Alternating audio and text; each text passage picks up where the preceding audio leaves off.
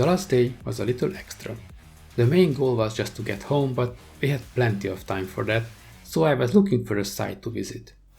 The Željava Air Base, codenamed Objekat 505, situated on the border between Croatia and Bosnia and Herzegovina, under the Pljesevica mountain, near the city of Bihać. This was the largest underground hangar and military airbase in Yugoslavia, and one of the largest in Europe. The complex was designed and built to sustain a direct hit from a 20-kiloton nuclear bomb, equivalent to the one that was dropped on Nagasaki. In addition to its main roles as a protected radar installation, control center, and secure communications facility, the airbase contained tunnels housing 2 full fighter squadrons, 1 reconnaissance squadron, and associated maintenance facilities. The tunnels had a total length of 3.5 kilometers, and the bunker had 4 entrances protected by 100-ton pressurized doors, 3 of which was customized for use by fixed-wing aircraft. You can see the notches above. The complex included an underground water source, power generators, crew quarters, and other strategic military facilities. It also housed a mess hall that could feed 1,000 people simultaneously, along with stores of food, fuel, and arms sufficient to last up to 30 days. Fuel was supplied by a 20-kilometer underground pipe network connected to a military warehouse.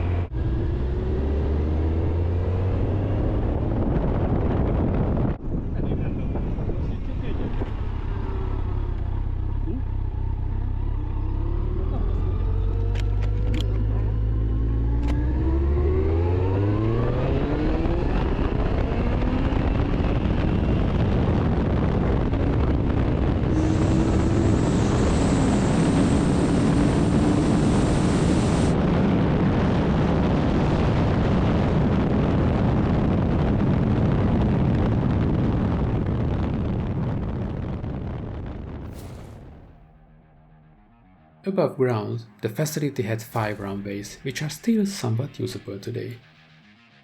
The airbase was used intensively in 1991 during the Yugoslav wars. During its withdrawal, the Yugoslav People's Army destroyed the runway by filling pre-built spaces designed for this purpose with explosives and detonating them.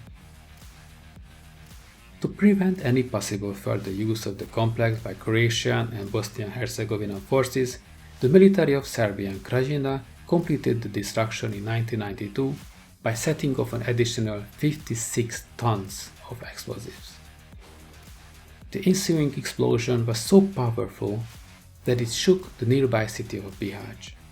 Residents of nearby villages claimed that the smoke continued to rise from the tunnels for 6 months after the explosion. An international border bisects the base's area, and the entire area is heavily mined. So please be careful if you decide to visit this place and don't wander off in the woods. To be completely honest, it was extremely overwhelming to wander in the dark, like the weight of the whole mountain was settling on my chest. I felt my fight or flight instinct slowly creeping on me. Maybe it was just because there were only the 2 of us inside, as far as I know, and if anything would have happened, the help would be a long way away. Anyway, Exploring the old Douglas C-47B Dakota was a much more peaceful experience.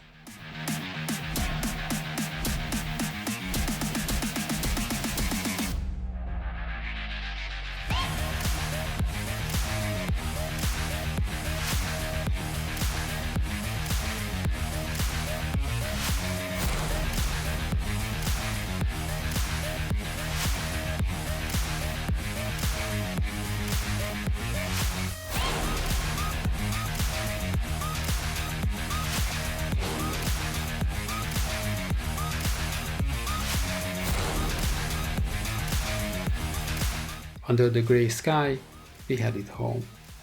And how was the fork? Clean as a whistle.